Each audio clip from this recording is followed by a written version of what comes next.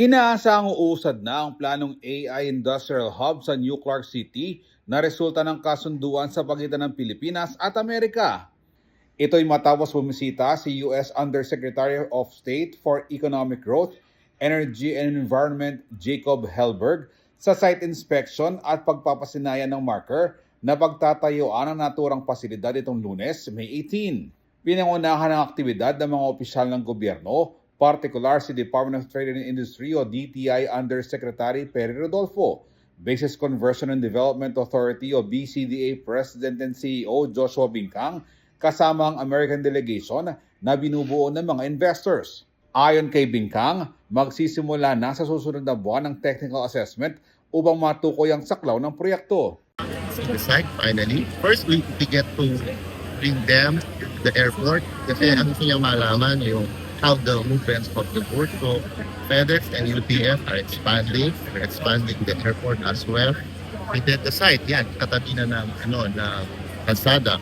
So by next month, we will be assembling a technical team, an engineering team to do site assessment. No? Kung ano yung magiging scope and magiging boundary itong development na to. And expect like within 2 months, we'll come up with a feasibility study and then that's where we'll come out with the negotiation with the final contract. May sukat na 4,000 acres o 1,619 hectares ang pasilidad na pagtatayuan ng critical minerals processing, semiconductors, advanced manufacturing at artificial intelligence infrastructure, mga industriyang maaaring lumikha ng trabaho at magpalakas sa high-tech investments sa bansa.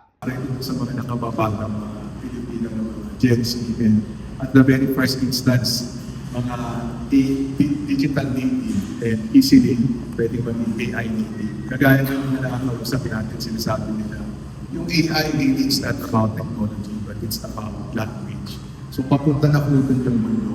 Ang tanong lang ay, gusto ba natin na nasa labas tayo, tapos bystander lang, tapos pagkatanggap na ng technology, o gusto natin, level up talaga yung mission natin, tapos maging part of the ecosystem, kung saan na papunta yung mundo. So para po dun sa mga nakababatang mga Pilipinos. Bahagi ang proyekto ng PAC Silica Initiative ng US government na hangad na matiyak ang AI at global supply chain security kasama ang mga kaalyadong bansa at trusted partners.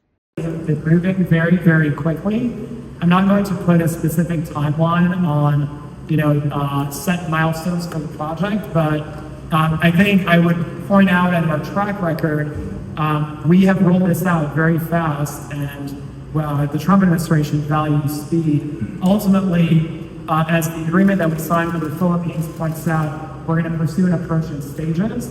And so right now, with the signing of the document in Washington and today's trip, we're really entering the first step, which is going to be negotiating a long-term arrangement for the land, as well as, which will include determining, the build-out in the industries and sectors that will ultimately be prioritized.